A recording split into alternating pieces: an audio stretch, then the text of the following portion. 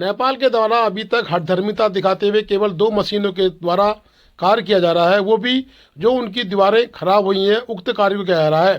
परंतु अभी तक नेपाल ने घटदार के सामने बंगा पकड़ से आपसी वार्ता होने के उपरांत भी मशीनों की संख्या नहीं बढ़ाई है। साथ ही उन्होंने उस स्थान पे मलबा हटाने की कोशिश नहीं करी है जिस स्थान से धारचूला घटदार के क्षेत्र को खतरा है। और धारचूला घटदार क्षेत्र में अगर कार्य नहीं होता है तो इस बरसात में भारी नुकसान धारचूला क्षेत्र को हो सकता है। नेपाल के द्वारा और भारत के द्वारा बार बार वार्ता के बाद भी निष्कर्ष नहीं निकलना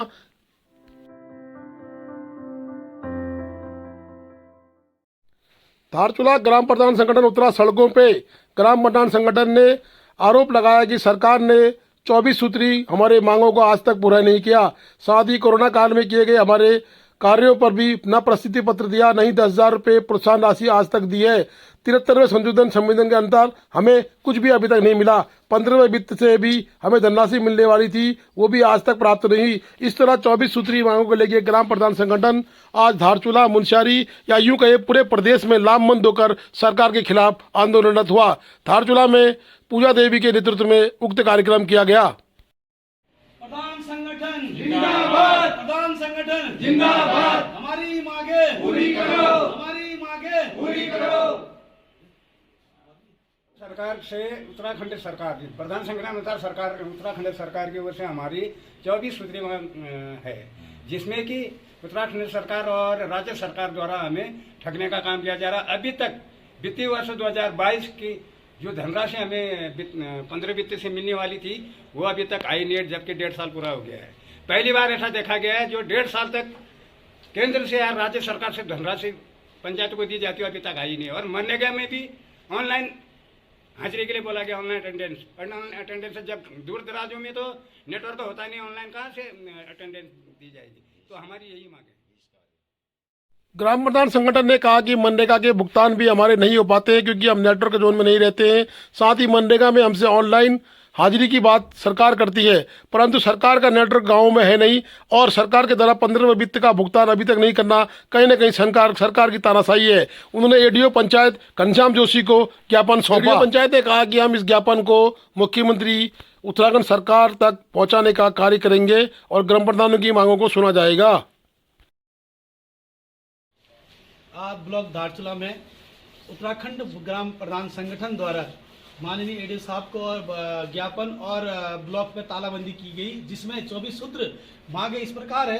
जो केंद्र सरकार और जो राज्य सरकार द्वारा जो वित्तीय वर्ष प्रधानों को दिया जाता था, जो माननीय मुख्यमंत्री द्वारा जो कोरोना काल में घोषणा किया गया, जिसमें 10,000 जिसमें कोरोना फंड 10,000 देने का बात की गई थी, जिसमें कोरोना काल में जैसे वारे बनाने का काम कहा गया था, सिर्फ वो घोषणा में रह गया, जो धरातल में लागू नहीं किया गया। जिसमें हमारे पूरे प्रधान संगठन द्वारा पूरे उत्तराखंड में आज तालाबंदी की गई है, जिसमें हम माननीय मुख्यमंत्री जी से कहना चाहते हैं कि जो 29 बिंदु है, जो 29 हमारे विभाग होते वो प्रधानों को दिया जाए। मैं इन्हीं सूत्रों के साथ आप सब किसे देखिए, प्रधान जी लोगों की जो न्यायोचित मांगे हैं, प्रधान जी लोगों का 24 सूत्री ज्ञापन मुझे प्राप्त हुआ है, जिसमें कोरोना काल में प्रधान जी लोगों ने जो कार्य किया था उसका इंसेंटिव देना था और तमाम अन्य प्रकार की कई मांगे हैं। उन मांगों को हम जो है मुख्यमंत्री जी को प्रेषित करेंगे। हम आशा करेंगे कि प्रधान जी लोगों की सभी मांगें सरकार द्वारा जो न्यायोचित मांगें होंगी उसको जो है सरकार पूर्ण करेगी। ये ज्ञापन हम मुख्यमंत्री जी को प्रेषित अपने माध्यम से करेंगे।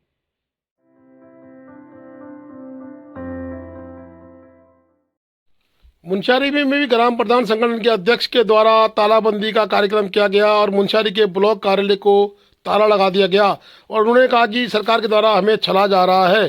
सारे प्रधानों का जो है धरना प्रदर्शन और तालाबंदी का कार्यक्रम है और इसमें जो प्रधानों की मुख्य मांग है, प्रधानों को पिछली बार कोरोना वॉरियर घोषित करना था, वो इन्होंने नहीं किया। मुख्यमंत्री जी के द्वारा जो आपदा फंड के तहत 10,000 रुपये प्रधानों को देने की घोषणा की गई, लेकिन अभी तक वो अमल में नहीं लाया गया। इसके तहत जो है ग्राम पंचायतों के अंदर प्रधानों के साख में जो है कमी आ रही है और अन्य भी कई बिंदु हैं जिसमें बराबर जो है मनरेगा के मजदूरों का भुगतान नहीं हो पा रहा है और उनके मटेरियल्स का भुगतान नहीं हो पा रहा है, जिससे विकास कार्य बाधित हो रहे हैं। अन्य भी कई फंड हैं, टाइट अनटाइट का मामला है और इस तरह से जब तक सरकार प्रधान संगठन की मांगों को पूरा नहीं करेगा, प्रदेश भर में इस तरह से कार्यक्रम किए जाएंगे। धरना प्रदर्शन, हड़ताल और रोड पर उतरने के लिए प्रधान संगठन बाध्य होगा। धर्मेंद्र सिंह कुमैया, प्रधान संगठन अध्यक्ष मुनस्यारी ब्लॉक। और सारे प्रधान संगठन इसमें एक तरफ हैं और गांव के जो है लोग भी, गांव के जो मजदूर हैं वो भी सड़कों पर उतरने के लिए तैयार हैं।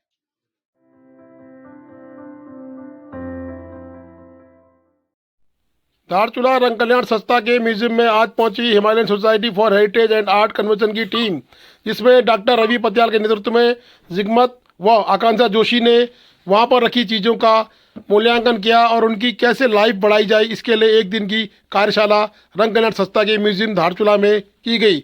डॉक्टर रवि पत्याल के साथ आई टीम ने स्थानीय धारचूला के रंग कल्याण संस्था के लोगों को बताया कि किस तरह से हमारी जो ऐतिहासिक धरोहरें यहाँ पर रखी गई हैं, वुडन की हैं, चाहे वो अन्य चीज़ें हैं, चाहे वो करबस हैं या पुराने ढोल दमाओं के हमारे यहाँ सामान हैं, उनकी लाइफ को हम कैसे बढ़ाएंगे, इसके लिए एक दिन की कार्यशाला आज की गई है। और आने वाले समय में बताया गया है डॉक्टर रवि पत्याल के द्वारा कि 10 दिन की कार्यशाला धारचूला में लगाई जाएगी, जिससे कि म्यूजियम में रखी हुई ऐतिहासिक धरोहरों को लंबी जीवन यानी लंबी लाइफ मिल सके। इसमें आज उपस्थित रही रंग कल्याण संस्था के दीपक रोंगली जो अध्यक्ष हैं, भैराज सिंह गरब्याल, कृष्णा गरब्याल, साथ में उपस्थित रहीं उमा गुंजाल, बिंदु रोंगली व रंग कल्याण संस्था की अन्य महिलाएं। साथ ही रंग कल्याण संस्था में विधायक प्रतिनिधि नृप सिंह गरब्याल ने बताया कि इस तरह के कार्यकलाप से रंग कल्याण संस्था की जो सामग्री बचाने का डॉक्टर रवि पत्याल की टीम ने कार्य शुरू किया है वो काफ़ी सराहनीय है। डॉक्टर रवि पत्याल ने बताया कि हम आने वाले समय में 10 दिवसीय एक कार्यशाला धारचूला में आयोजित करेंगे। जैसे कि आपको पता है कि हम लोग यहाँ पर जो हमारे 3 धर्माभ्यास और वैली का जो सांस्कृतिक और जो पारंपरिक वस्तु है, वेशभूषा है, उसके लिए हमने एक म्यूजियम बनाई है। तो हमारा ये कॉन्सेप्ट है कि इस म्यूजियम को एक राष्ट्रीय स्तर का हम म्यूजियम बनाए फ्यूचर में। तो अभी हम उस ऑनगोइंग प्रोसेस में हैं। अभी हम लोग सामानों को कलेक्ट कर रहे हैं, कुछ सामान हमने कलेक्ट कर लिए हैं और फ्यूचर में हम काफ़ी आगे तक इसको ले जाना है। तो इसी बीच म्यूजियम के लिए जो आवश्यक चीज़ें होती है कि सामानों को कैसे मेंटेन करना है, तो इसके लिए हम लोगों ने जो हिमेस को, हमारी संस्था है जो इस पर काम करते हैं, उनसे उन्हें हेल्प लिया और हम लोगों ने कहा कि आप चलिए और हमारे जो स्टाफ है उनको जो है ट्रेनिंग दीजिए, ताकि जो अभी हमारे पास अवेलेबल मटेरियल है उसको हम सुरक्षित कर सकें और उसको खराबी ना आने पाए। इसके लिए हम लोगों ने एक छोटा सा भी प्रयास किया है। आगे इसको हम कंटिन्यू करेंगे और ये आप लोग म्यूजियम के काफ़ी एक्सपर्ट हैं, अभी हम उनसे वार्ता करेंगे और जो सर्वे करें हमको इनपुट देंगे, तो फ्यूचर में कोई कोलैबोरेशन हो सकता है, कैसे इस म्यूजियम को आगे बढ़ाना है और उस पर हम काम करेंगे। और अभी संभावना ये भी जताई जा रही है कि हो सकता है हमारे प्रधानमंत्री साहब का यहाँ विजिट हो सकता है। तो हम चाहते हैं कि इसको जितने से जल्दी हो, हम जिस स्तर तक बना सकें हम उसको बनाने का प्रयास कर रहे हैं। उसमें हमारे सारे म्यूजियम के हमारे सहयोगी हैं, संस्था के पदाधिकारी। तो हम लोगों ने अभी प्रिवेंटिव ट्रेनिंग बोलते हैं इसको, प्रिवेंटिव ट्रेनिंग यहाँ पे रखवाई थी, जिससे हम लोग मेंटेन कैसे होता है, किसी चीज़ को आप संभाल के कैसे रख सकते हैं, किस ऑब्जेक्ट के लिए क्या चीज़ ज़रूरी होती है, उस जगह की सफाई कैसे होती है, कैसे पता चलता है कि किस चीज़ में किस चीज़ का वो इफेक्ट पड़ रहा है। तो उस चीज़ की हमने अभी एक छोटी सी एक दिन की ट्रेनिंग दी है, जिसको हम फ्यूचर में एक प्रॉपर 10 डेज वर्कशॉप की तरह इसको हम प्रॉपर और आगे बढ़ाएंगे और सबको हैंड्स ऑन ट्रेनिंग देंगे कि सब अपने हाथ से वो चीज़ करें यहाँ पे और सीखें।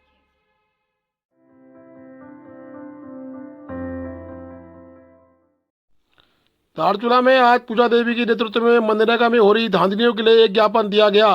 ब्लॉक कार्यालय में उक्त ज्ञापन तित्याल जी को देने के उपरांत संदीप वर्मा ने आरोप लगाया कि मनरेगा में लगातार धांधली की जा रही है और बड़ा भ्रष्टाचार देखने को मिल रहा है। मनरेगा कर्मचारी वेंडर का भुगतान कर दे रहे हैं और प्रधानों को पता भी नहीं है कितनी क्वांटिटी का सामग्री उनके गांव में आया और कितना गया।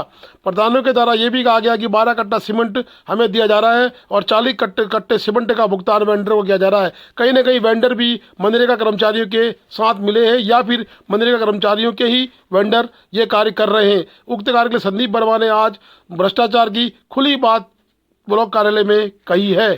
देखिए, हम गांव में जो काम कर रहे हैं, पहले तो सरकार द्वारा ये बताया गया कि 20 कार्य तुम्हें करना है, ग्राम सभा छलमा चिलास में 20 कार्य करने हैं। हमारे द्वारा 20 कार्य संपूर्ण में जो आदेश लिखित रूप में जो हमारे ब्लॉक के उच्च अधिकारी होते हैं उन्हें आदेश दिया गया कि 20 कार्य छलमा चिलास में कार्यरत है, उनको कार्य करने हैं। हमने कुशल मजदूरों द्वारा कुशल मजदूरों द्वारा हमने वो कार्य को 20 कार्य को 1 साल पूर्व कार्य को ख़त्म किया गया, उस कार्य को पूर्ण किया गया, परंतु इनके विभाग द्वारा ना उसका मशूल निकाला गया, ना ही उनका पेमेंट किया गया, ना ही वो कर गया। कल के दिन हमें ये पता चला कि देखने में कि जो MB बुक होती है, जहाँ इनकी जो मटेरियल वो जो ये लोग वेंडर को पैसा डालते हैं, वो 40 कट्टे 30 कट्टे के आधार पर पैसे डालते हैं। इसमें विदाउट प्रधान को बताए हुए मोहर साइन लगाकर ये लोग अपनी मनमानी करके पैसे अपने वेंडर में डालकर निकाला करते हैं, जिससे कि और भ्रष्टाचार है। और दूसरी बात ये है कि जो बोर्ड में लिखने का कारण होता है, विदाउट प्रधान को बता के खुद एक बन रहे कर्मचारी लोग खुद अपने भाई बिरादरों को वेंडर बनाकर उनमें खाते में पेमेंट कर रहे हैं, जो धरातल में बोर्डों में नाम लिखा हुआ कहीं पर भी नहीं है, जिसमें कि कार्य योजना का नाम लिखा होना चाहिए कि बोर्ड में ये योजना इतने लागत है, उनकी इतने लाख रुपए की है, वो कहीं पर लिखते नहीं है। धारचूला बैठे बैठे ये पैसा उडोल कर खा कर आपस में बांटने का काम कर रहे हैं। ऐसे तो फिलहाल हमारे संज्ञान में आया नहीं है।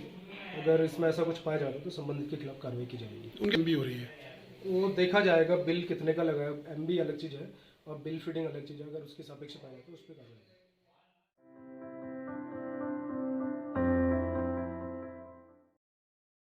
Please do like, share and subscribe DCL News.